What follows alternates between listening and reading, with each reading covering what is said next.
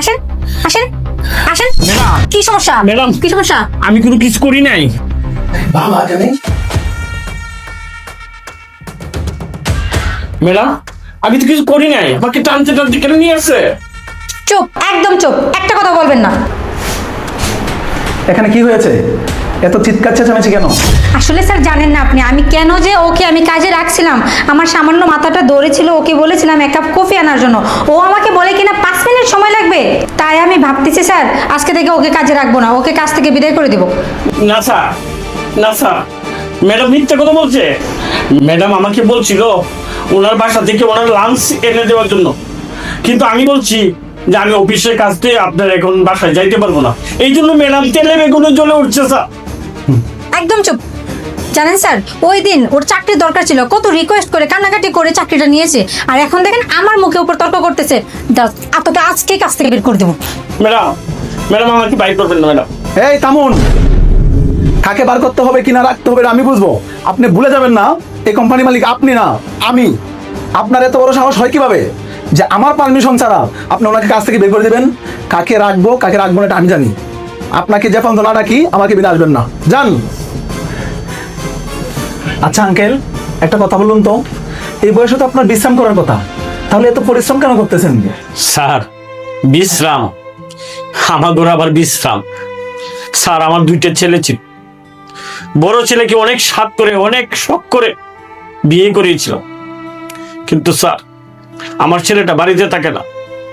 আমার ছেলের বউ সারা দিন আমাকে দিয়ে ঘরের কাজ বাজারের কাজ সবকিছু আমার দিয়ে করায়। আমি যদি একদিন বলি বৌমা আজকে আমার শরীরটা না একটু খারাপ, কি করে বাবা জানেন, আমার গায়ে হাত তুলে এমনও গেছে আমাকে 2 দিন ভাত দেয় নাই। নিরুপায় হয়ে আমি আমার ছেলের কাছে বললাম, আমার ছেলে আমার কথা বিশ্বাস করলো না, উল্টো ভাবে তার বউয়ের পক্ষ নিয়ে আমাকে অনেক গালিগালাজ করলো। সেই দুঃখে আমি আমার একটা কাজের জন্য আমি ম্যাডামের কাছে আসছিলাম। হ্যাঁ ম্যাডাম আমাকে কাজটা দিয়েছে, কিন্তু ম্যাডাম খুব রাগী স্যার। আচ্ছা আঙ্কেল, আপনার বড় ছেলের বউ আপনাকে বাদ দেয় না, কিন্তু আন্টি আর আপনার আরেক ছেলে কোথায়?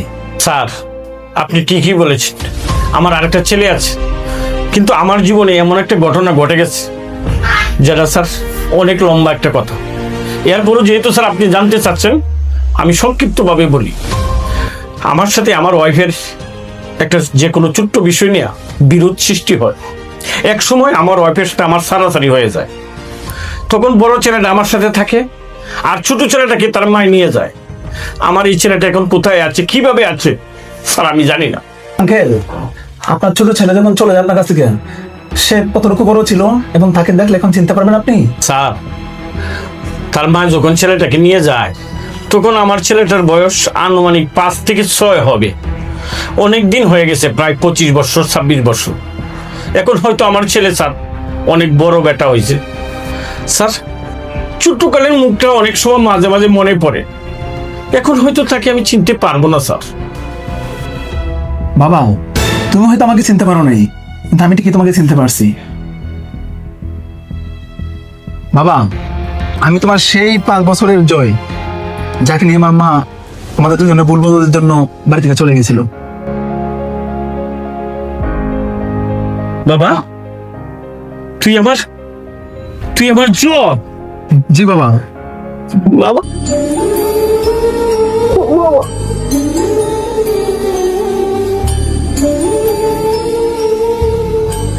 তুই একটু বড় হয়ে গেছিস, আমি তোকে চিনতে পারছি না বাবা।